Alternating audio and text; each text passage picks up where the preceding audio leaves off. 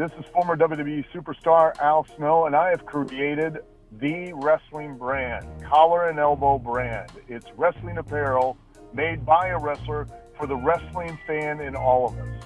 The love, the passion you have for wrestling is in this apparel. CollarandElbowBrand.com. Buy it today and help support the former wrestlers who made it possible for you to love wrestling today.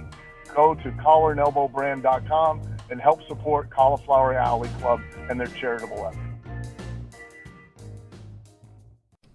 You're locked in. Look at what we have here, folks. To the only show that matters. The cream of the crop. Duke loves wrestling. And there is no one that does it better than your host. I have come here to chew bubblegum and kick ass. The Duke. And I'm all out of bubblegum.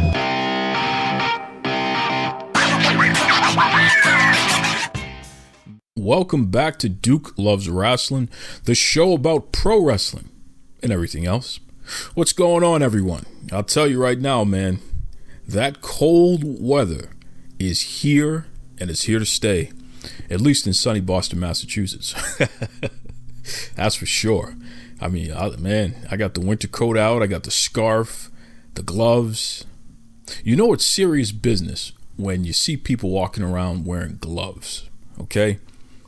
Because especially in New England, a lot of folks don't mind their hands being a little cold. And if you're like me, you're a warm-bodied person anyway, so you can handle the cold elements a little bit longer. But I'll tell you, man, I broke out those gloves. And I have different gloves. So I have the thin ones, which, you know, if the temperature is, say, somewhere between 60 and 40 degrees, depending on how the wind is blowing, I'll break out the thin gloves. But then I have those ski gloves. I mean, we're talking some thick suckers here that, you know, get the job done, protect your hands from the elements, keep you nice and toasty. And these are the ones where you can use your cell phone. You know, they have that special touch mechanism where you can use your cell phone while keeping the gloves on. Very important stuff here. So for all you warm weather people, you don't know anything about this. The Duke's gonna hip you to some stuff here.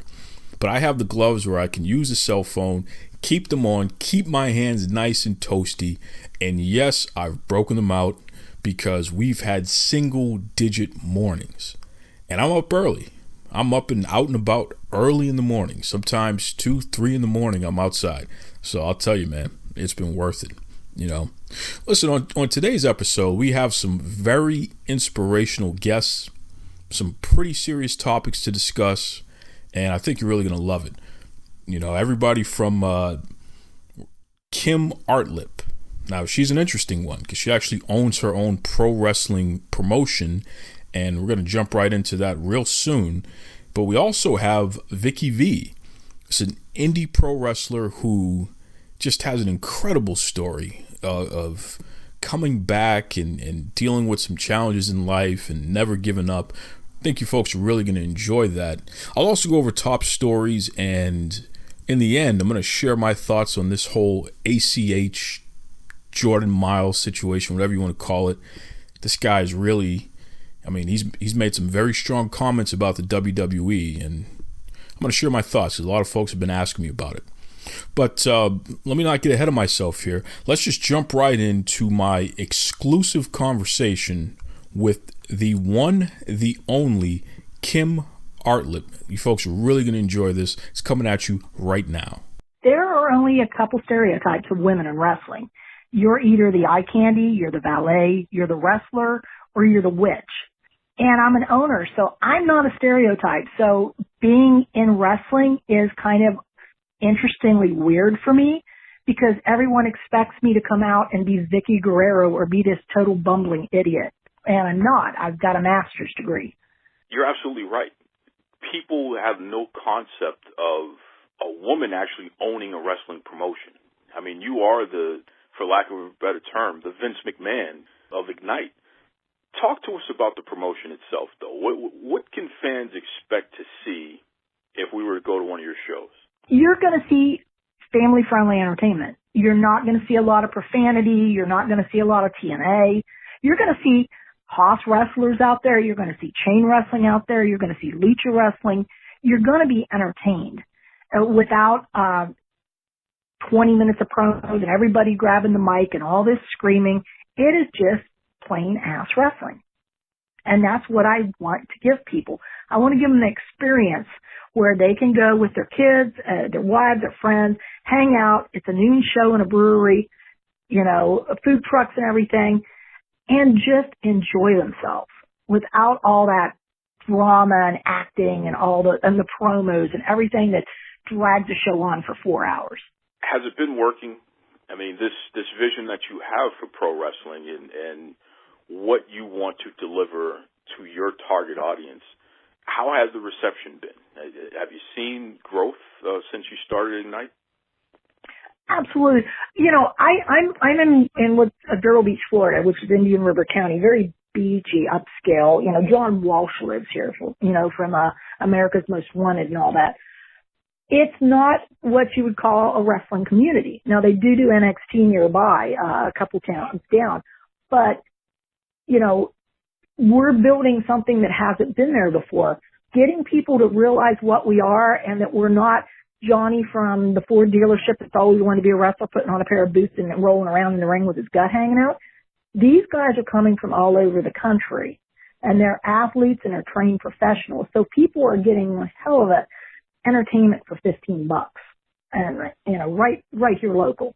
But my question to you is, what made you decide to become a wrestling promotion owner? I don't even know if I can think of enough to fill a hand how many women around the world own wrestling promotions. So this is a pretty tall order for you. It's a male-dominated world. Pro wrestling is not just the performers, but definitely behind the scenes, the executives, the bookers, the owners. What made you decide to do this? I've been a fan. I'll be honest. I grew up on wrestling. I don't even know when I saw my first show on TV. I started seeing live shows at 5. But, I don't get why women can't own a business, because being a pro wrestling owner has nothing to do with putting on tights and rolling around in a ring. It is event management. It is marketing. It is social media. It is planning and it is event planning. So, wanting to do this, polite answer, I wanted to bring something to the area that wasn't here. Honest answer, there were some shitty shows in the area, and I went to and thought, oh my God, I could do better. But I didn't say, oh my God, I could do better. Next week had a show. It was almost a year later of planning and talking and learning and watching what people were doing to run a business model that supports itself. How long did it take you before it actually was able to support itself? Because, again, as you stated, you're in Florida. There's a million pro wrestling companies popping up and going away, and dozens that are in it for the long haul. How long did it take before this thing started to actually make sense? It took us, honestly, it really, the first year was a struggle. We were breaking even when I actually stepped back in the second year and allowed someone else to take over booking and manage the locker room more and free me up to do what I needed to do at shows. That's when it started, 2017, it started to really take off. Having somebody that I trust, two trusted people in my locker room, and being able to concentrate on the show and the event and everything that goes into it, that's what kind of works for me. And it also frees me up to be able to put us on other platforms, to put us on Roku and Fire TV, and we're going to independent wrestling TV. I mean, every platform you can think of, we're getting onto. So you may not see us in Florida, but we're out there when it comes to streaming platforms. That's for sure. And just checking out your website there, ignitewrestling.com, you have all that information about all the different streaming platforms folks can go to check you out. You even have something that's pretty innovative, and I've never seen this before, to be honest with you. From an indie promotion, you have your own magazine. We have our own trading cards. We have our own magazine. We have our own hot sauce. We have our own dry rub. Everybody said, you don't do that in the indies, and I said, why? And nobody could really give me a reason why, or they just don't do it. Well, that's not a good enough reason. because if it's profitable and it gets you out there, we just came out with a calendar in the last 2 weeks. If it gets you out there and it gets people remembering you, and somewhere down the line they're like, oh yeah, they do wrestling over at the brewery, or yeah, oh, there's wrestling, there's a place on YouTube. You've got to get out there. You can't be a one-trick pony, and I think that's why a lot of these promotions fail, because they have people that have no business background running them. They're vets that know nothing about social media marketing, anything to do with that. They just do a show and share it to their friends and put a poster on the red box and a couple telephone poles, and then they wonder why nobody shows up. Wow. We're talking to Kim Artlip, the owner of Ignite Wrestling. It's an exciting pro wrestling promotion down in Florida there. Kim, talk to us about NXT. NXT is down in your neck of the woods, so to speak, and you have a lot of folks who are passing through because they're trying to gain the attention of the WWE. The Performance Center, I should say, specifically is down there in Florida. Does that help you at all as far as the ecosystem, as far as the wrestlers who are in the area anyway, especially when you're running shows? There's a lot of them that are here, to try to get noticed by NXT, and NXT runs about 30, 40 minutes from here, every month or two. And what's frustrating to me is you're trying to get people to come out to an indie show. And then you see them posting on Facebook, oh look, I took a picture with Caden Carter, I took a picture with Santana Garrett, I took a picture with Danny Burch. And I'm over here going, yeah, they wrestled for me for like 2 years, 20 minutes up the road in the indies.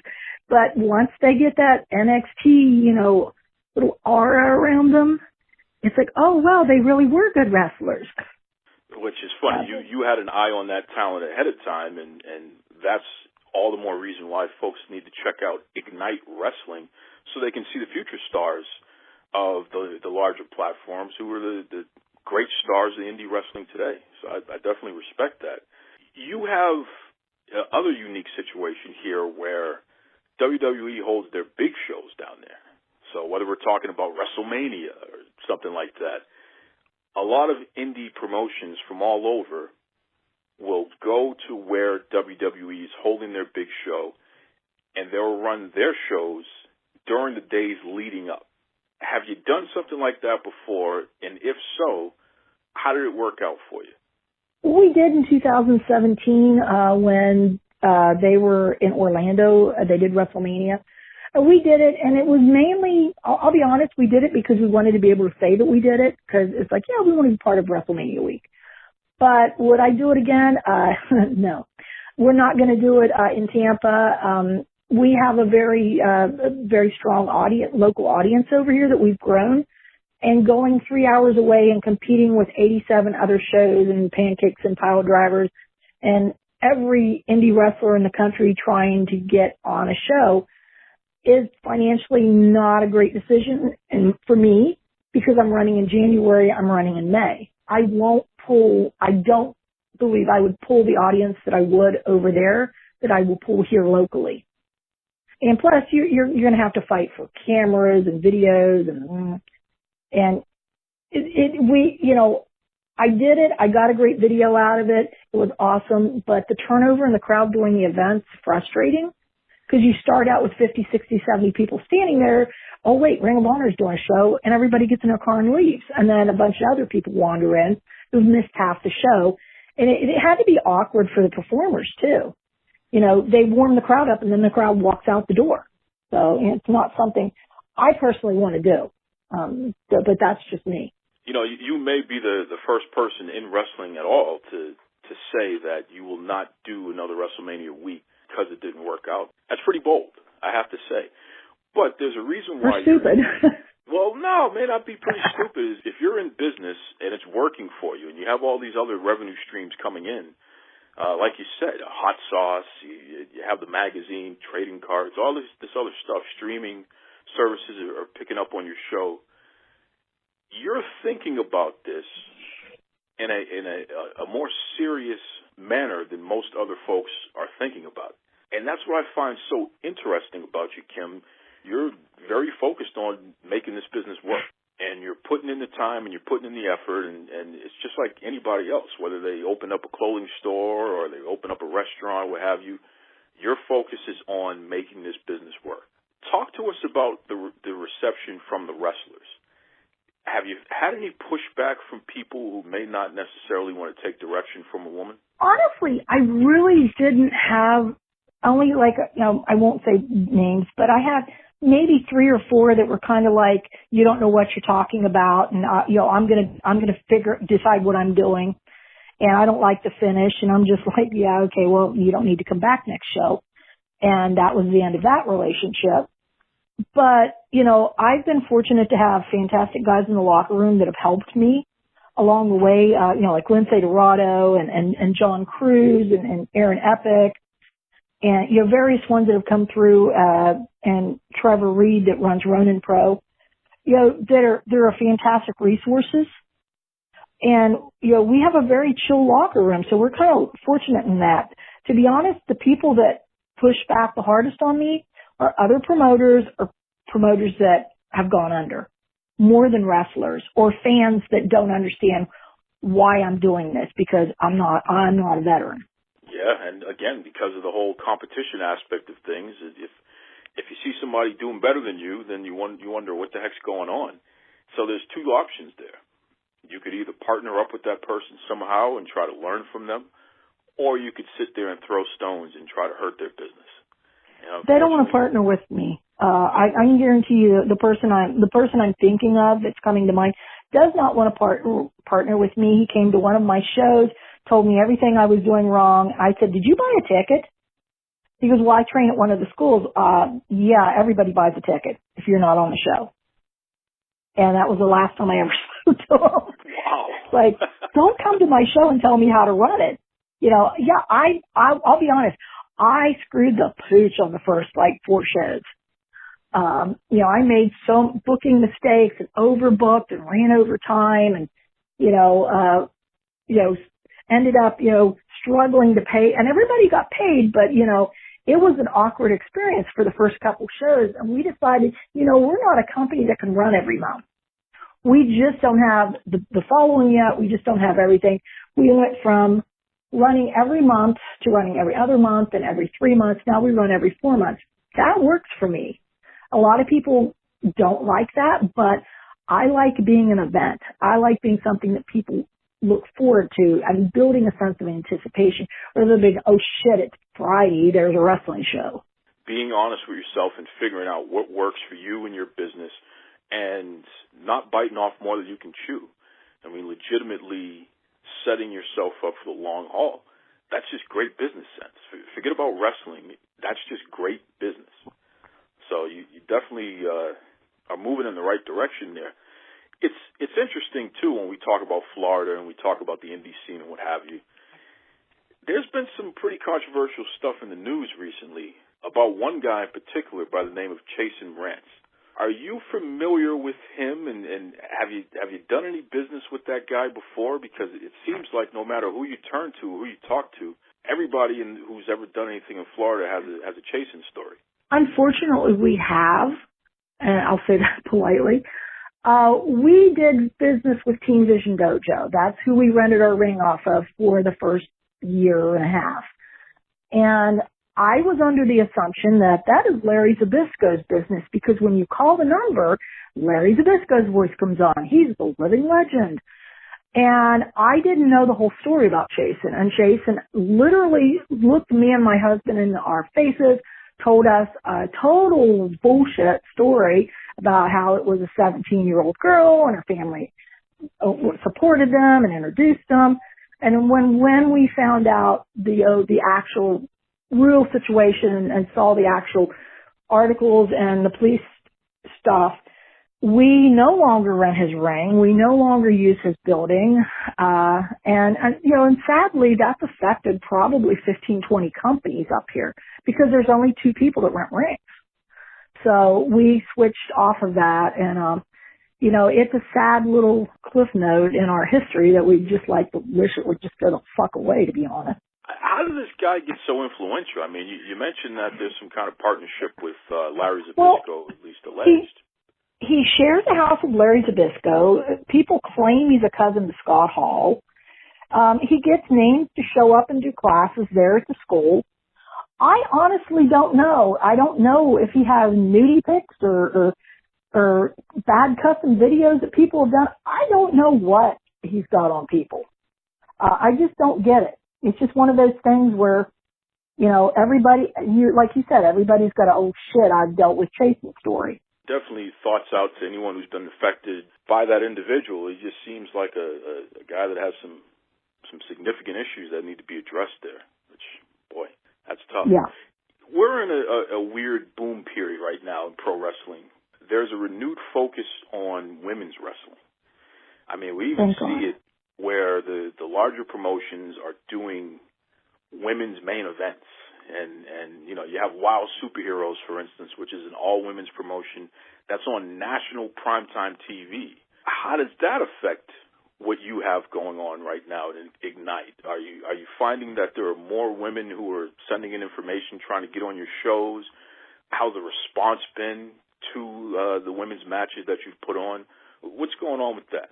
We didn't do women's matches for the first couple shows, and we didn't actually do a women's champion until about a year, I want to say a year and a half ago. But in the last 2 years, the quality of the women that are reaching out, the women that are working down here, we're no longer getting the eye candy stumbling little girls that sound like they're doing a porn video. We're getting wrestlers that are trained by the Dudley Boys. We're getting, you know, phenomenal wrestlers that are coming from all over the country, and girls. And we even had a girl from Australia, Jessica Troy.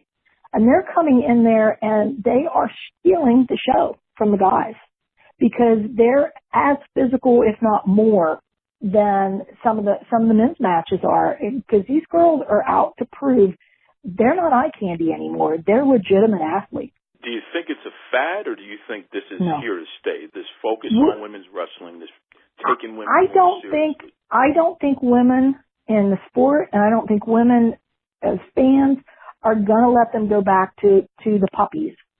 They're not going to go backwards. Nobody wants to go back to being degraded and everything because they're paying the same amount to train as wrestlers. They're doing the same travels, and their pay is horrible.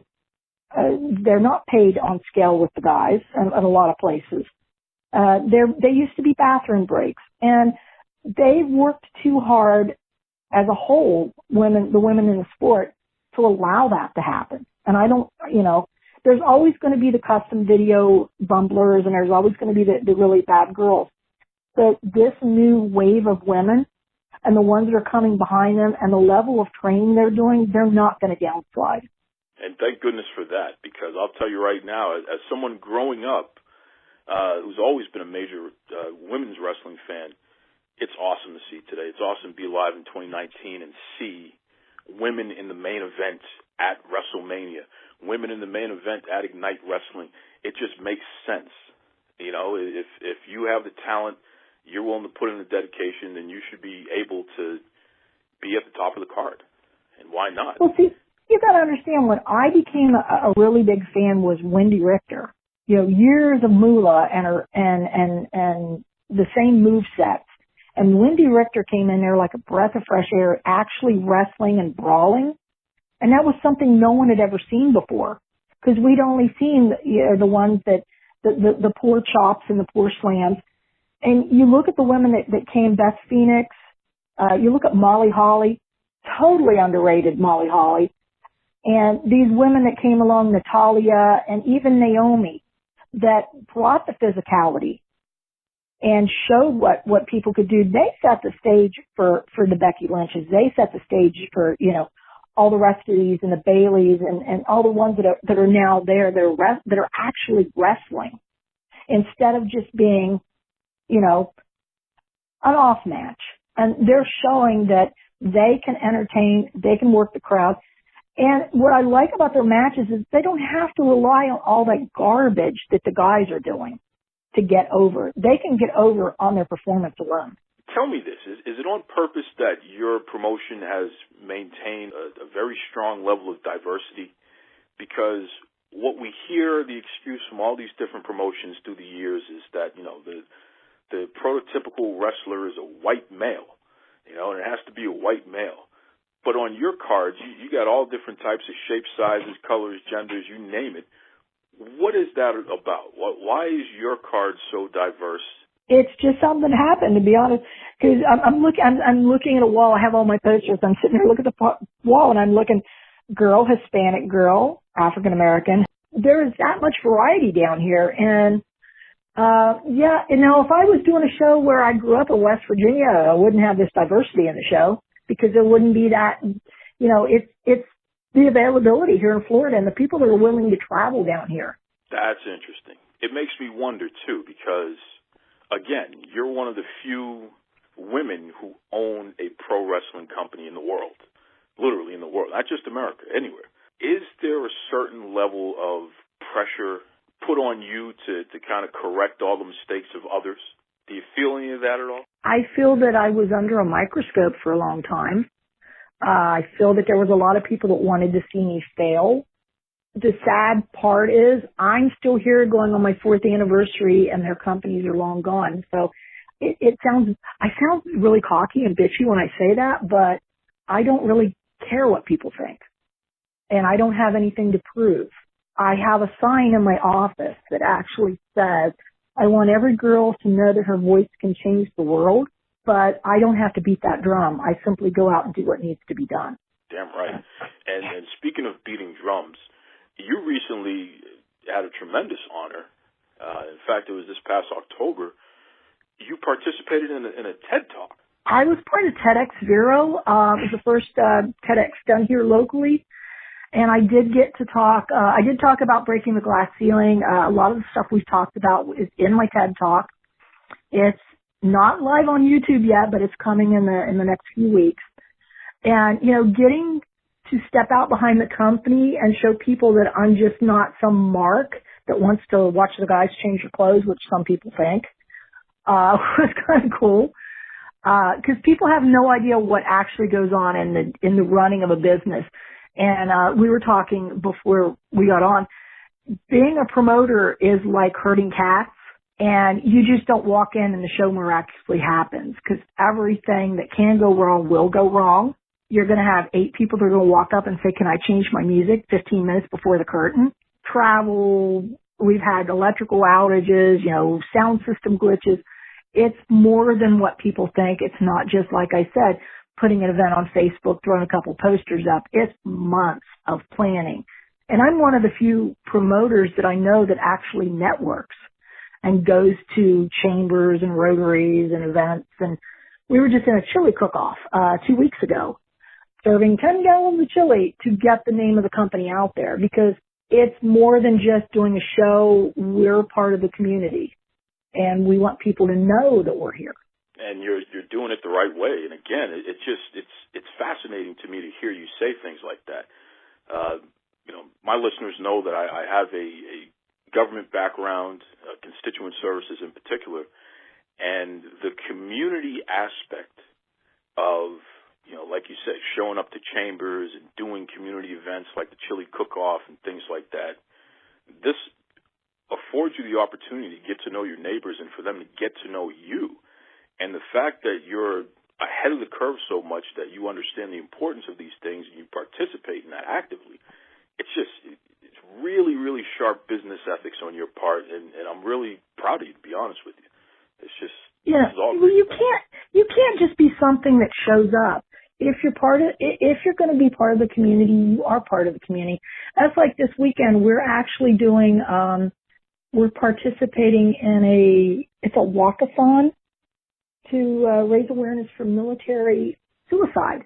We've got a lot of people, a lot of our roster, my husband included, that helps out at our shows that are former military. So we've done a lot with Wounded Warrior Project. We've done a lot with Maddie's Fight. We used to have a nonprofit that was part of us that worked with children with disabilities.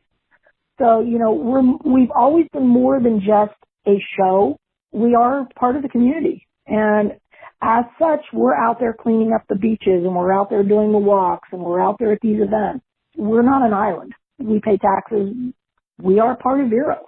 Well said. And let us know here. You got a big event coming up in a couple months here, and I know you've put a lot of work behind it. You have some of the best talent that's going to be there, best talent on the indie scene down there in Florida. Talk to us about the big event coming up in January. January 11th, Chaos is the name of the show.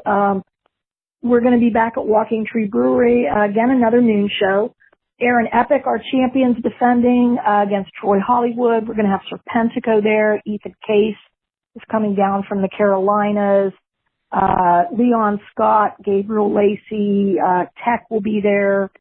Kylan King will be there. Sophie Castillo, who's been wrestling all over the country and down in Puerto Rico, different places. She's going to be taking on Kylan King. So it's going to be a diverse card. There's going to be, classic tag matches, and we have a hostile tag team going against our champions. We've got guys they've got a story going, girls. It's going to be a fun event. And for the first time, we're going to actually do free use admission, which we've never done with paid adult, because we really do want to get the kids into the shows. We are family friendly, and the guys are fantastic about watching their language and not being ultra violent and weapons and blood. But, it's a fun time. So yeah, we're looking forward to that. We're looking forward to joining some new platforms, but yeah, we're definitely looking forward to January 11th. Cause Aaron Epic is going on close to 1,000-day reign at this point. And, if he could just lose, it would be awesome. Cause I'm so sick of his shitty little dirty wins. I can't stand it anymore. Well, we know Aaron Epic, he definitely is, you either love him or you hate him. There's no in between with that guy. So that'll be fun there, January 11th. That's going to be the sad part is I sit in my own shows and scream Aaron Epic sucks. He's my own champion. Well, you're not the only one. Yeah. I sit with a whole crowd. There's a whole crowd of us at Boom, and the cool part is, a lot of people say, oh, it's predetermined, everything that's going on. There's a lot that I know, and there's a lot that I don't want to know because I want to enjoy the show too. So there'll be things that'll be happening, and I'll be like, you got to be kidding me. And you have Sophie Castillo. I mean, she has been here on the Duke Loves Wrestling podcast before, and that young lady, she is just taken off. She's phenomenal. Yes, it'll be interesting to see how that works out there in Ignite Wrestling for Sophie Castillo as well. That sounds like a pretty stacked card there. Once again, January 11th. What is the venue one more time? Walking Tree Brewery in Vero Beach, Florida. That's right. Tell the folks, if they want to keep up with Ignite Wrestling and make sure that they can plan, especially for our folks from around the world, if they're going to be in the Florida area and they want to plan to go to one of your shows, what's the best way that they can keep up with everything that's going on? Yeah, we're on all social media at Ignite Wrestling, Twitter, Instagram, Facebook, Google My Business. We're on YouTube, Fight TV, Roku, Independent Wrestling TV is coming next week, Pivot Share, and I know I'm forgetting stuff, but if you just type in Ignite Wrestling, you can't help but find us. That's for sure. That's for sure. Listen, Kim Artlip, I want to thank you for what you bring to the wrestling community, because you're a legitimate business person who actually has ethics and who cares about putting on business the right way. This isn't a joke. This isn't some, like you said, you're not some money mark that's just out there trying to get their kicks.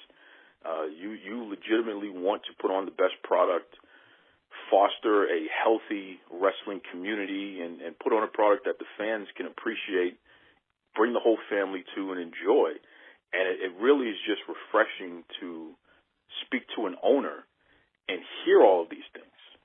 This isn't just some major money grab. This is a legitimate, you have a plan, and you're executing the plan, and it's working out, which means you're doing the right thing. So on behalf of the entire wrestling community, once again, I just want to thank you for all that you've brought to the table and what you'll continue to do. Yeah, I appreciate you letting me come on and talk. It's nice to be able to actually talk to people and let them hear, what actually goes into all this. How about that?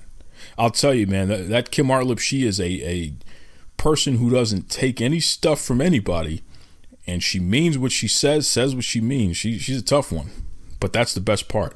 And the woman, what's interesting is she is a business person. She knows what she's talking about. And she's doing a great job with that Ignite Wrestling down there in Florida.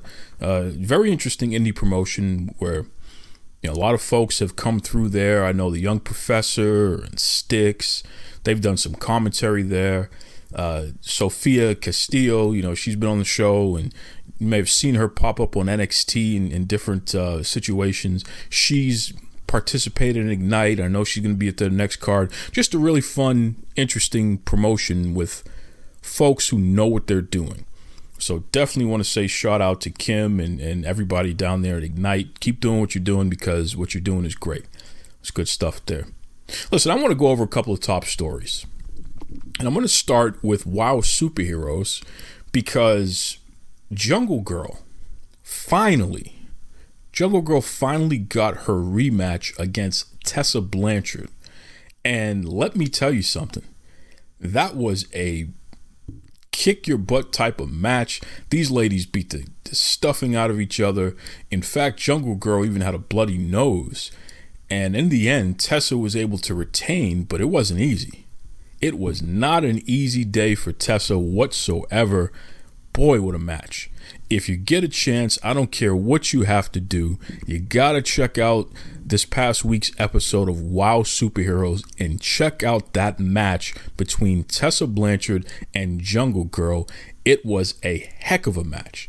And keep in mind, Jungle Girl, she said it even on the show, she was the face of WoW Superheroes for years and years. So the fact that you have what I consider the world's best wrestler on the planet right now, Tessa Blanchard, taking Jungle Girl to the limit and defeating Jungle Girl, retaining the WoW Superheroes World Championship. Just awesome stuff there. And don't forget, WoW Superheroes, Saturdays 8 p.m. Eastern Standard Time, Access TV. Keep your eyes peeled for that, because they just continue to knock it out of the park. Just really a great show, no two ways about it. Speaking of bloody noses, boy, NXT this past week, I don't know what was going on. It's like there was something in the air. You had Xia Li. She kicked Aaliyah so hard in the face that she broke Aaliyah's nose. So there was just blood everywhere. That was just crazy. And it was a good match too, by the way. The whole episode was great. But what was interesting is that the main event had Ito Shirai versus Mia Yim, and it was a ladder match. Mia Yim is holding the ladder, and Io, she does a move where she springboards off of the ropes, and she kicks the ladder, and it smashes Mia in the face, and looks like her nose got busted open too. She was just pouring blood for a little bit of time there, and it just, and that was just one spot that was crazy. These ladies beat the hell out of each other. Even at one point, the finish saw Mia Yim go through a ladder. She was on top of a ladder, and then that ladder got pushed while Mia was on it, and she went through a ladder on the outside, and it was just one of the craziest bumps you'll see.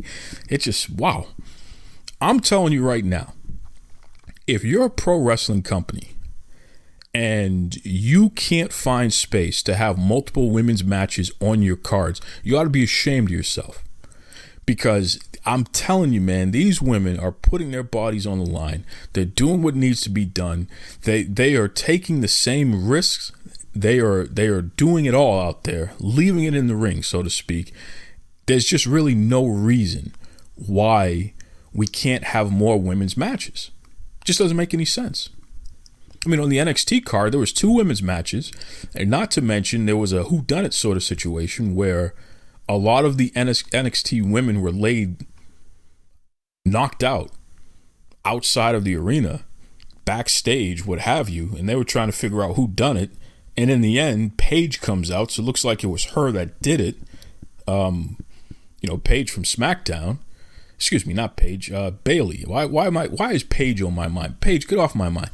Bayley, the SmackDown Women's Champ, she ended up being the person that was laying out the rest of the NXT Women's roster. So you had a common theme throughout the night: women's wrestling, women having these personal issues, women having these things going on, and it was just awesome.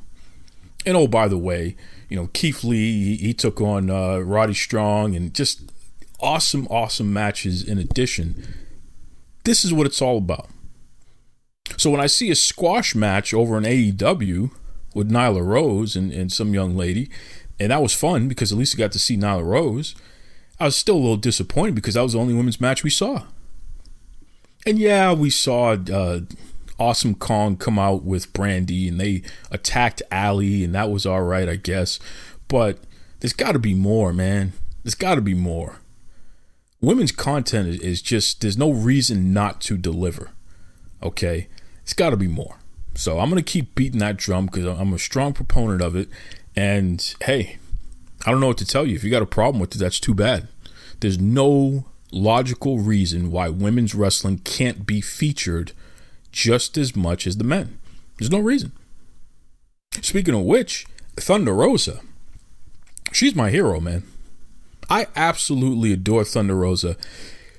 This woman, first of all, she was on NWA Power, and she and Marty Bell just, ran roughshod, and they had a great promo and kicking butt, you name it, just beating the hell out of everybody, which was awesome. She was also on the Combate Americas card. So she had her first MMA fight, and unfortunately it went to a decision, and Thunder Rosa lost that match, but she made it all the way to the end. I mean, you talk about somebody who was tough as nails. She got in there and had an MMA fight with an MMA pro, and she was able to hold her own and make it to the end. She didn't get knocked out. She didn't tap out. She busted her butt. She hung tough. She made it work. So that was pretty cool. And then she was on Wild Superheroes as Serpentine, and she ended up beating up Princess Aussie or Wild Superheroes. And of course, shout out to the world's greatest attorney, my homegirl. You know who I'm talking about. That's right. She grabbed Princess Aussie by the hair, and she was shaking her and doing all kinds of crazy stuff. So I didn't know that she would interfere in the match, but it was what it was. But nonetheless, Thunder Rosa, just for somebody to appear on two separate wrestling programs and an MMA fight all in the same week, she's unbelievable. I mean, she legitimately is the real deal, man. So definitely shout out to Thunder Rosa. She's awesome. We appreciate you. Keep doing what you're doing there, please. Just really good stuff there. Switching back over to the AEW side, I definitely want to give a get well soon to Cody Rhodes. I mean, this guy took a dive to the outside of the ring at their pay-per-view. This Full Gear was the name of their pay-per-view. And Cody was in the main event against Chris Jericho, which he lost, by the way. So Jericho retained the championship. But Cody took a dive, and he landed face first on the ramp, and he really busted his head open pretty well there. Concussion, the whole 9 yards, and I don't think he's going to be able to wrestle for a few weeks at least while he recovers from that.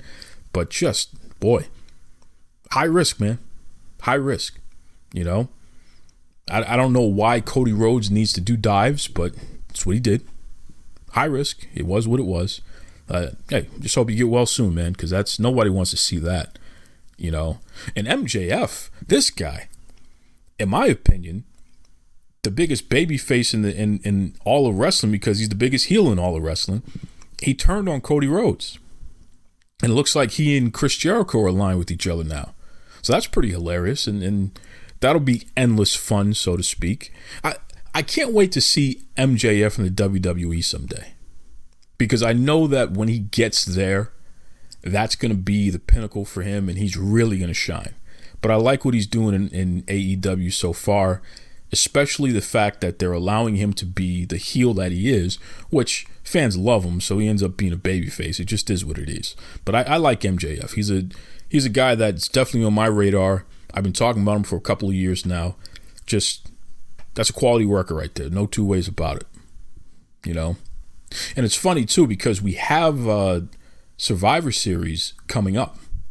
So WWE Survivor Series, I can't wait for that. And you guys got to stay tuned, because next week I'm going to be doing a full Survivor Series preview. In fact, I'm going to be at Raw this upcoming Monday, because it's going to be here in Boston. So I'll be at Raw. I'm going to be able to check out some things firsthand, and then I'll report back and let you know how that went. But should be fun. Should be fun. Listen, that's it for the top stories here. I'm just going to jump right into this amazing interview that I have with an amazing person. I mean, this young lady, like I said, she's an indie wrestler. She's somebody who has overcome so much, but she's never given up, and she's still here, strong as ever today. So, without further ado, here is my interview with indie wrestler Viki V. So, Viki V, this is really interesting for me because I try to keep my finger on the pulse of what's going on in the wrestling world, and I love indie wrestling. I'm a big independent wrestling fan, and I've heard a lot of things about Viki V down in Texas. So I said, you know something, I got to get this young lady on my show. I got to find out what her story is, what she's all about. Let me start from the top here. Of all the things in the world, Viki V, why did you become a pro wrestler? I've always been an athletic person, and after graduating high school, it was something that I wanted to keep up, and I really enjoyed watching wrestling, and I felt, that it was something that I thought I could do, and I enjoyed watching Jazz. Jazz is like my favorite wrestler, and I wanted to be like her.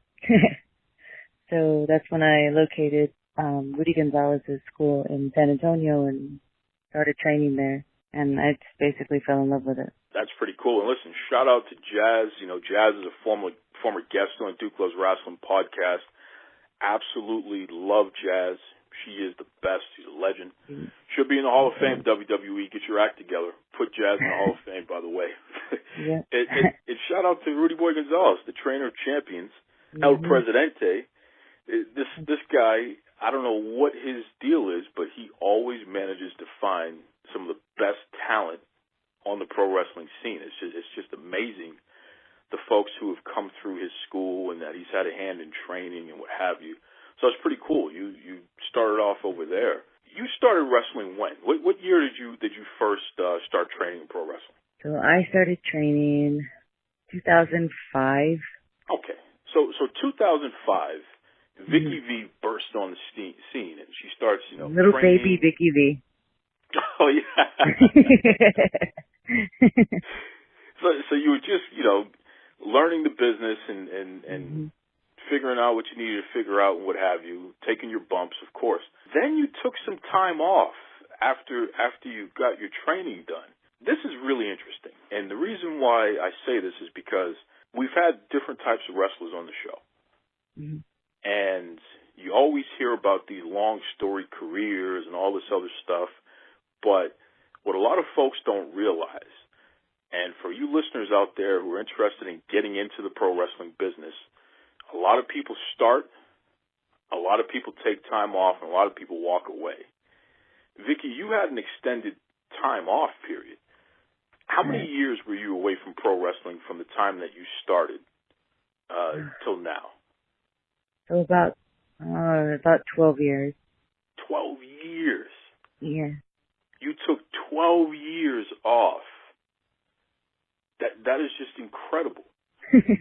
So let's talk about that. You started training, and big fan, like you said. Jazz was somebody that you looked up to, and you wanted to be like her. And then something happened which caused you to stop. So let's talk about this. Why did you take some time off from wrestling? So at that time, I was married, and I know being in wrestling, you spend a lot of time away from family. So your family is basically the people you're training with, and you're constantly on the road doing things. And so my husband at the time, I guess feeling insecure, and basically I had an ultimatum of either quitting wrestling to save the family or staying in wrestling and getting a divorce. And so I chose my husband and tried to work on our marriage. So you were put in a position where you're pursuing this dream of becoming a pro wrestler, and you went through your training, you were putting in the time and what have you. but then your significant other, your husband, so not just some guy you're dating, but literally somebody that you were choosing to spend the rest of your life with, I guess he didn't want to share you with the rest of us, huh? Definitely didn't. Wow. So he gave you the ultimatum. It's either going to be pro wrestling or me. And you chose to save your marriage. And you also had a child, right? I have a child. And, once I found out that I was pregnant and I knew I needed to, get some schooling because I needed to make sure I had a way to raise this kid and provide for him. Because it was my job for the next 18 years. And so I went to school. I got my bachelor's, and then I am about to finish my master's in experimental psychology. So I've got one more semester. I'm actually just finishing up my thesis, and I'm done. Oh, well, first of all, congratulations. Thank you. That is not easy. Never mind the fact that you got your bachelor's, but you got your master's as well. Wow, that's pretty cool. So here we go again. I mean, you did the pro wrestling starting off. You got married. You decided to focus on the family. You had a baby, went back to school. I mean, you were living your life. Right. And doing what, like you said, you had an obligation to take care of your child, so you're just doing what you needed to do in that regard, which so many of us, that's just a common life story right there. Right. But you're not a common person. Viki V is a person that has some layers going on here, and it's interesting, especially when we talk about the education aspect, because you just said that you completed your bachelor's and you're about to complete your master's. If we were to go back in time to when you were younger and you were in school, right? Did you ever think that you would be at this point where you'd be getting a master's degree in something like psychology? Not in a million years. Why not? No. At a very young age, I was diagnosed with a learning disability, and I spent most of my elementary and junior high in special ed. I didn't get to go to classes with all the students. I was in a classroom with all the kids who had special education needs and things like that. And so I really thought I was dumb. I thought I couldn't learn. My fourth grade teacher even once told me that I was dumb. So you basically believe it. And so it's kind of like the self-fulfilling prophecy. And I spent most of my life thinking I was dumb. Even after I graduated high school, I attempted college. I went one semester and I bombed it. I had I failed every class. I never had to study. I never had homework. I never, I would just, in high school, teachers literally just passed me because, I had to play sports. I was pretty athletic, and I feel like, my coaches were good at, my coaches were the reason why I passed high school, but, I really didn't learn how to read and comprehend what I was reading until I decided to give college another try. I was about 25 when I sat down and taught myself to read. When I first started, my very first class was psychology. And I remember getting the book and reading the chapter and not knowing, I had no clue what was going on. I did not comprehend a word. What I ended up doing was I got a highlighter. I broke down each paragraph, and I would write a little summary of what I thought it was and highlight important things. And eventually, things started to make sense to me. And, something super silly is that when I finally took my first exam, I passed with an A, and I thought that I came up with this,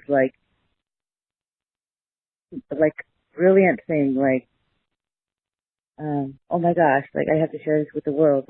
If you read and reread and highlight and put extra effort, you'll actually learn something. But little did I know that's what people were doing. It's called studying. And I didn't know that at the time, but I do now. And I picked up this skill, and it's what's gotten me through. And so I'm not dumb. I feel like I was misdiagnosed as a child and not given the opportunity.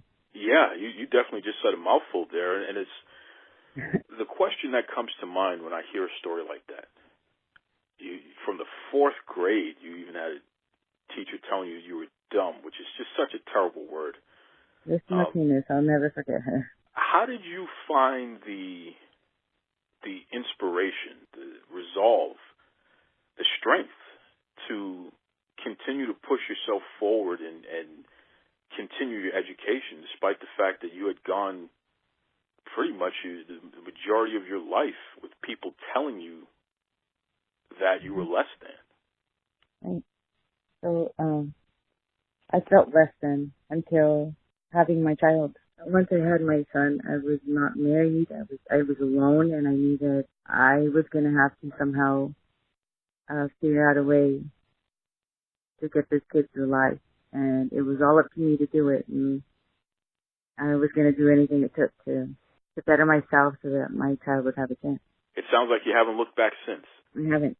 That is impressive. We're talking to indie wrestler Viki V. It's crazy, Viki, because, again, you started off with the pro wrestling, you took all this time off, had a child, went back, got your education despite the fact that you had all that trauma as a young person. You came back to pro wrestling. Why? It's always been a passion of mine, and I've always kept communication with Rudy, my trainer, Rudy Gonzalez. And he's always asking, when are you coming back? When are you coming back? And I've always said, one day. And sometimes I would say, okay, I'm going to go this weekend. And something would come up and I wouldn't go. But it's what I really wanted to do. It's just in me. It's a passion of mine, and it's something that was, in a sense, taken away from me. But I'm taking it back. I'm going to go, and I'm going to live out my dreams, or die trying. Well, you certainly are, and it's interesting because, like you said, even at a young age, you were into sports, and you excelled at sports. Pro wrestling isn't the only sport that you've been up to over the past 12, 15 years. I did my research. You actually have some experience playing football. So talk to me about this here. What is this football business? I decided to try out for a local football team that we have here in Harlingen. And they kind of play, well, it's not just local, it's a state league. But I tried out for the Harlingen team, and I made it, and I was the linebacker on defense and a fullback on offense. And oh my God, I fell in love with the sport. I get to hit people and not get in trouble. It's amazing. Well, again, and there's no wonder why pro wrestling is something that you took to so well, because you're so good at football and like you said, hitting people and getting away with it. Physical sport, yeah. That's what you're into. And it's funny because one of the first things that anyone is going to notice when they see Viki V, you are in incredible shape. You're not in good shape. You are in incredible shape. You've been taking advantage of that recently and kicking it up to the next level. You've been putting yourselves in competitions. Talk to us about this here, because this is another layer of you stepping out of your shell and presenting yourself to the world. What's this thing that you've been doing in the fitness world? This year, I decided that I was going to compete in a figure competition. And so starting January 1, I met with my trainer, Mr. Roger Mesa, out of Perfect Body in Harlingen. And we came up with a plan, and I picked the date. So I chose to compete. It was November 2nd, actually, just passed. And so we worked this whole year on trying to get my physique where it needed to be. It was working out 5 days a week, cardio 3 days a week, dieting. I was eating every 3 hours. It was just, I completely immersed myself in it, and it was worth it.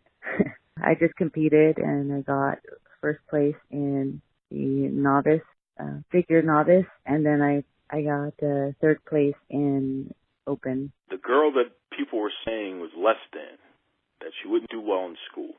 The woman who the husband said that she couldn't be a star and he wasn't going to allow her to let the world know who she really is. And here you are, this football player, this pro wrestler, this figure competitor who's winning in competitions. This is just incredible. And oh, by the way, you're working on your second degree in college, a master's, by the way, in psychology. This is incredible. You're in amazing shape. I mean, it's clear that you've dedicated yourself to getting in the finest level of fitness that you can be, and it's paying off for you, which is great.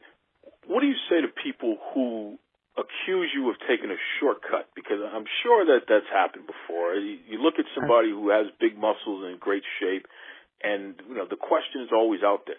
Are they taking something, or did they get there naturally? What do you say to people like that? Funny you asked that. Today I went to GNC to go get some more protein, and the lady who works there, she came up to me and she's like, "Oh, you look interesting." And I was like, "Oh, thanks." And she's like, "So what kind of gear are you on?" And I'm like, "What are you talking about?"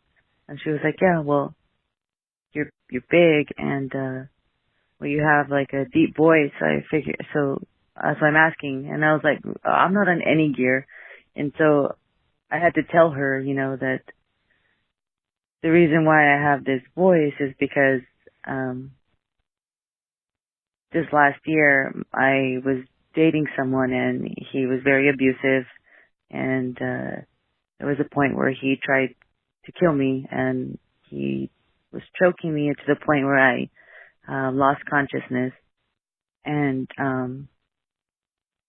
he completely destroyed my vocal cords. I couldn't talk for about a month and a half, and I still have trouble with it. I have a very raspy voice because of it, and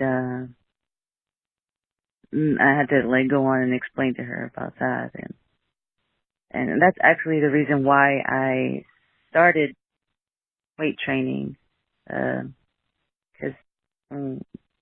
during the time that he was on top of me, choking me, I was trying to fight back, but he was a bigger, stronger guy. I didn't have a chance, and so I just never want that to happen again. And so my New Year's resolution was to get stronger, and that way I have a chance to fight back.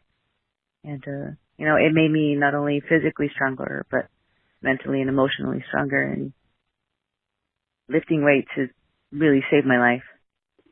Shame on the person who said that to you. That is just unacceptable. People can just be so cruel. Yeah. People can just be so cruel, and it's funny because, like you just explained with your voice, mm-hmm. I've assumed that you're just a soft-spoken person. I didn't realize that you actually, because of damage that has happened to your vocal cords, that's why you are soft-spoken. Mm-hmm. Boy, how is that recovery going as far as your voice? Will you ever have full strength back, or are you able to yell? How does that work?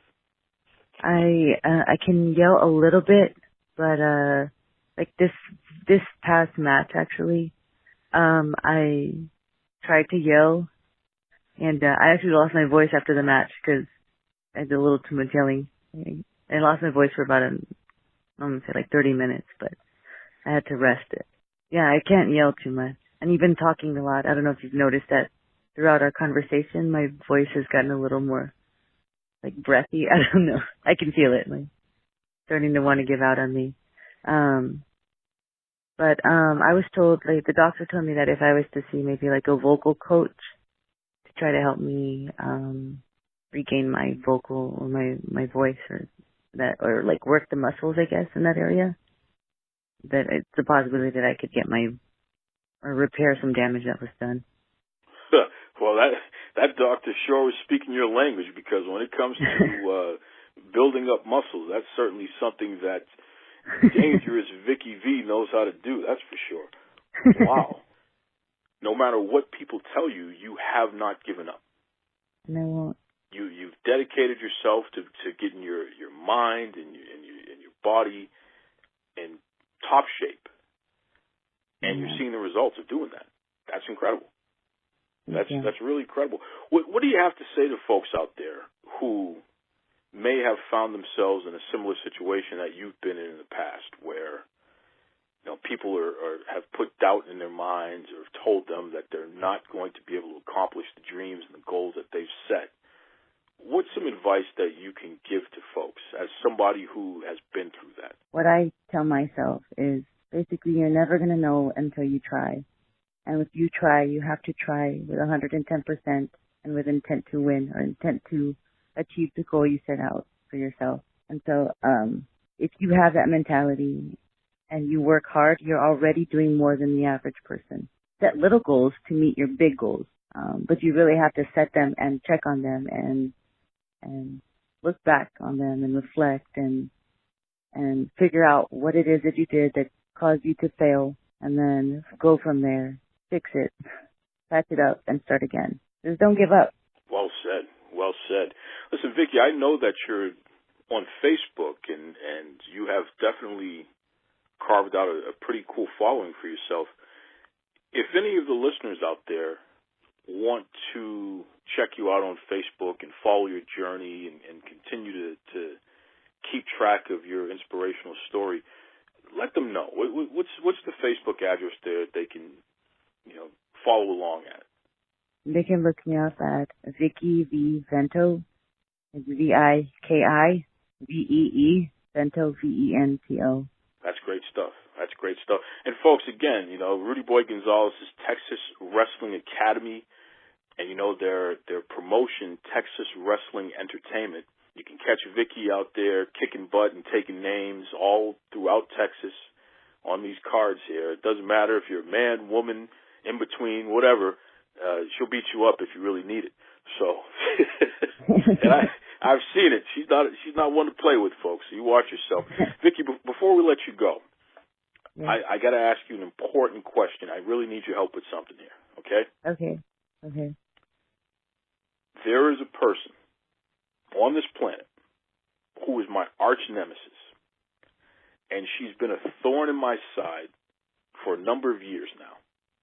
Okay. And just hearing your story, somebody who never gives up, somebody who is dedicated to accomplishing goals, I feel like I finally have found the person who can settle the score for the Duke here. So I need you to promise me that you are going to beat up that no-good punk, Myka Madrid. Can you promise me that you're going to crush her for me, please, Viki, because she's my arch nemesis. I need this. And my birthday's coming up. This would be a great gift for me. Well, you know what? I wrestle her this weekend. Oh, yep. Okay. So what does that mean? Are you going to crush her for me? I'm going to crush her for you. See that? I am. See that? I'm going to do it in your name. Do it in your honor. Her name is Viki V, the Myka Madrid Crusher, the inspirational one. Viki, we'll definitely have you back sometime. In fact, once you graduate and get that master's, your next figure competition, when you become a champion in pro wrestling, you're welcome to come back and share with the Duke Loves Wrestling listener. Thank you so much. Wow. I mean, how powerful is that? Just a insane tale of perseverance. Somebody who has refused to give up. She's just, what can you say to that? People told her that she wouldn't be able to make it in education, and she's working on her master's. She already has her bachelor's, working on her master's. People told her that she can't wrestle anymore and what have you. She's back wrestling. She's a football player. She's out there doing competitions with body sculpting competitions, what have you. Viki V is a complete inspiration. She's overcome domestic violence.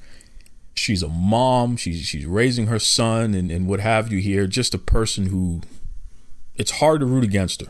So I appreciate you, Viki V. Keep doing what you're doing. And like I said, folks, we'll definitely check back in with her soon, especially once she gets that master's degree. Just a great story, great person to follow, and I appreciate all that she's doing out there. Like I said, folks, I want to touch upon something that's been a very sensitive topic, and it's this Jordan Miles situation. So that's what the WWE calls him, Jordan Miles. For all of you folks who are familiar with the independent wrestling scene, he's known as ACH. I believe those are his initials. Interesting guy. Very hardworking guy. A person who is easy to root for in his own right just because he brings a lot to the table. He accused the WWE of racism. And I know I covered this a couple weeks back. There was a shirt with a ridiculous design, and he brought it to their attention that it's similar to racist imagery, which historically has gone around, just foolishness. He brought it to their attention. And I don't know what happened, right? So the way the WWE tells it, he approved the shirt, so they put it out to market. And then they took it down. The way that he tells it, ACH, Jordan Miles, whatever you want to call him, he gave them an alternative because he was against that design. And they chose not to go with his alternative in the end. And they still put out the bad shirt. Somewhere in the middle is the truth. But it went to market, which it should never have gone to market. But I guess it was taken down before anything was sold. And, ACH says that he confronted Triple H about it. And come to find out, the design guy who pushed it through, I guess he wasn't completely telling the truth on everything. Listen, ACH put out emails, screenshots of emails. So I don't know if we can necessarily just chalk this up to allegedly. It looks like his version of events to that degree is definitely true. So he's accused the entire company of racism, though, which you're going to have a hard time saying that that's not true because there's a million examples of the WWE doing things that are, in fact, very racist. There's no two ways about it. It's a fact, right? Let's not pretend. It's a fact. Things have gotten better, we hope. But when you see like this T-shirt thing, then you're reminded that there's still a long way to go. The thing about ACH is that he's an extremely outspoken person. And I want to be careful with how I discuss this because there's this stereotype that if you are a person of color, especially a black person, if you're outspoken, if you stand up for yourself, if you let the world know you're not going to put up with something, that makes you a troublemaker, right? If you start talking about race and you're wronged, something happened that is wrong and you're bringing attention to it, you're a troublemaker. Oh, come on, it's not about race. It's just an honest mistake and this and that and all. Everybody has an opinion. Everybody's going to tell you that you're wrong, even when you're right. And it's not like they're going to circle back and say, hey, by the way, man, yeah, that was messed up. You were right. Nah, people just want to be quick to pile up on you. Okay, fine. So he puts that information out, his complaint, and he demands WWE do something about it. And then he says he just wants out of the company because he can't stand it. And then he said, it's just like Ring of Honor, where Jay Lethal, who's an Uncle Tom, Ring of Honor only could have room for one top black guy, and that was it. And, this is an issue that's rampant throughout the business. I'm paraphrasing, but he called Jay Lethal Uncle Tom. And he drew some kind of comparison to Ring of Honor. Now you have a bunch of people coming out saying, I was with ACH until he called Jay Lethal an Uncle Tom. And you should never talk about Jay Lethal like that. Jay Lethal is the salt of the earth. He's the greatest guy in the world. Blah, blah, blah. Folks, give me a break. Listen, I don't know Jay Lethal. So I'm not going to sit here and say that Jay Lethal is the greatest guy in the world or he's a piece of trash. I don't know. But here's what I do know. I know human beings. I know people. And if there's one thing about people, is that no matter how good you are, you've done some pretty messed up things to somebody at some point in your life. Myself included. And things that could be perceived as messed up. No matter how good you are. Especially if you're successful. For all the people that you've helped in life, there's at least one person who feels like you didn't help them, and maybe you didn't. And you could have your own reasons why you didn't. But the end result is the end result. So for ACH to call out Jay Lethal and share his feelings on Jay Lethal, that's a beef between those two guys. And it's not like you or I have been with them at all times to know what really happened there. It's just one guy in his version of the story and another guy in his version of the story. That's what it is. But to turn around and say, well, all of this guy's credibility is shot now because he called Jay Lethal and Uncle Tom, and how dare he say that Jay Lethal is this and he's the greatest. Stop it. I'm sure Jay Lethal was a very nice guy. And I know Jay Lethal has helped a bunch of people out there. But I'm sure you can find plenty of people that Jay Lethal was screwed over in life as well. Fact. And not just him, everybody. So stop it. If ACH, in fact, is one of those people that's been wronged by Jay Lethal, then that's the way it is. That doesn't take away from any good that Jay Lethal has done, but that's the way it is. So who the heck are you to say that this guy doesn't have any credibility because he said something about Jay Lethal? That's embarrassing. That's foolish. It just doesn't work that way. There are two sides to every coin. And it's not hard for me to believe that Jay Lethal could have done something that makes ACH feel the way that he feels about him. I think there's probably some validity to it on both sides. ACH could just be interpreting things in a manner that's unfair. I think that could be true too. But I'm not going to say that everything this guy says lacks credibility because he said something about Jay Lethal. Who the hell is Jay Lethal? That's like saying, who the hell are you? And who the hell am I? You know? Let me tell you something, folks, that I'm going to go all the way with this. And this is definitely going to piss some people off, and I don't really care. But I'm going to go all the way with this. If somebody walks up to you, any of my loyal listeners, any listeners of Duke Loves Wrestling, and say, you know something, that Duke, he's a piece of crap, he's a jerk, he's a this and a that. You want to defend me? You want to say, hey, listen, I know that guy, and he seems like a pretty good guy to me. That's fine. But don't you dare tell that person they're wrong. Don't tell them they're wrong. Because how the hell do you know? You don't know my interactions with that person. You don't know what we've been through. You don't know what I've had to do, what they've had to do that brought us to that point. There's a very good chance that I was a jerk to that person. So what? That's real life. There's a long list of people I've helped throughout the years, but I'm sure there's a long list of people who feel like I didn't do enough for them. That I didn't help them. That I could have helped them and I didn't. And for that reason, I'm a this and I'm a that. And I'm all right with that. That's real life. That's human being stuff, man. That's what it's all about. There's nobody perfect. Everybody has these moments. Everybody has these criticisms. That's just the way it is.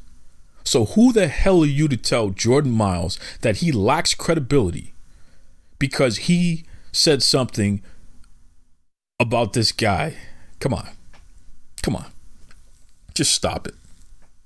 Stop it. It's not right. I don't know Jay Lethal. I don't know ACH. But I believe both of those guys have done a lot of good, and they've probably done a lot of bad as well. It just is what it is, and hopefully it evens out in the wash. Who knows? What I do know is the WWE is a worldwide entertainment company, publicly traded. And they got a lot of issues that they still need to figure out. And they're working on a lot of things, and they've come a long way. I've watched them my entire life. I've seen their growth. But they still fail.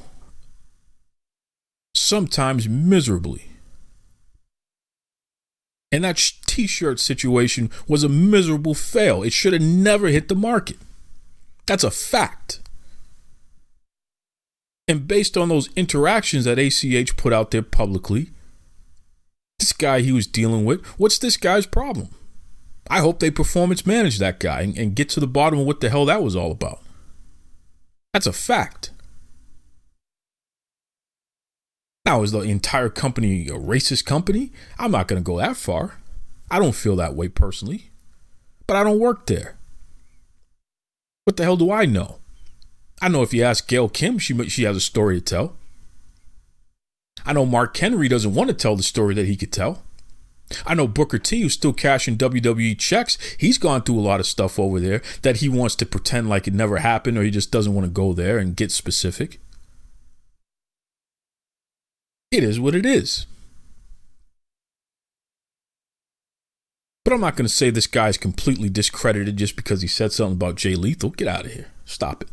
So anyway, ACH, he puts out a couple of videos yesterday, and he demands his release from WWE. He says he doesn't work there anymore. He basically released himself, which that's not how it works, by the way. That's not how it works. And who knows if the WWE is going to release him. I hope they do, just because this is what the guy wants, and he's not doing anybody any favors when he keeps putting out these videos like that. But we'll see what happens. And if this is a mental health situation, I don't know. I'm not his doctor. I don't know this guy's life. But if it is, then I hope he gets the help that he needs. And I hope you wrestlers out there who know this guy, who care about this guy, you're backing him up in that manner. You're providing the support that he needs in that manner. We're talking about people at the end of the day, folks. Just keep that in mind. We're talking about people. Real people with real problems, dealing with real life issues. And it's not neat, and it's not perfect, and it's not always clear. It's dirty, it's mucky, it's tough, it's nuanced. But that's life. That is real life. So why the hell do you think you can determine black and white, simple as that? Good luck with that. Anyone who thinks that they can just make a determination right off the bat like that, good luck with that. You don't know what the hell you're talking about. Once again, I hope Jordan Miles, ACH, whatever your name is today, tomorrow, whatever, I just hope you're all right. And I hope the people that care about you the most are there for you. And I'll tell you, brother, I don't care what it is that you got going on, whatever comes next. I'll be there to support you because I truly respect what you do in the ring. And I respect somebody who's not afraid to stand up and say, hey, this is wrong. I won't tolerate being treated like this. I respect that. Because at the end of the day, our entire country was built on that. People want to talk about the Constitution and all these other things. What was the Boston Tea Party about? People were standing up for themselves, saying, I'm not going to take it anymore. This is wrong. But yet it's just strange that if a black man starts talking about racism, people get very nervous. They want to hear about that. If women start talking about equal rights and equal pay and what have you, people get nervous. They want to hear that stuff. Come on, man. Don't stir the pot. Don't cause any trouble here. You start protesting something. You start talking about injustice, and suddenly it's as if you slapped your mama or something. It's really strange. People forget what America is supposed to be about.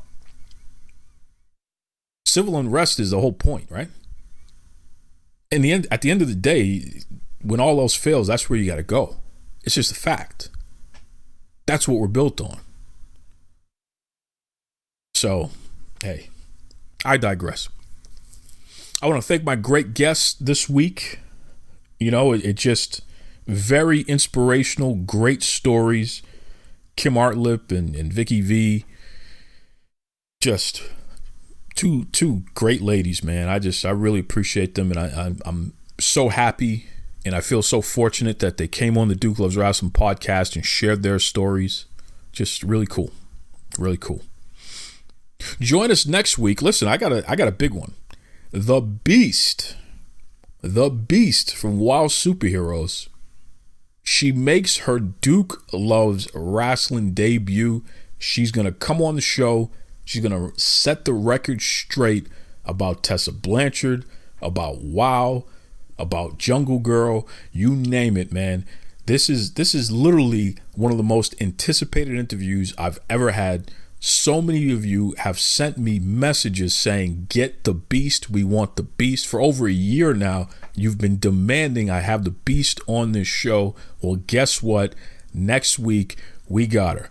That's right. Until then, be kind to yourselves. Be kind to others. This is the Duke saying, that's right. Mr. Tony Schiavone, and we're desperately out of time on Duke Loves Wrestling.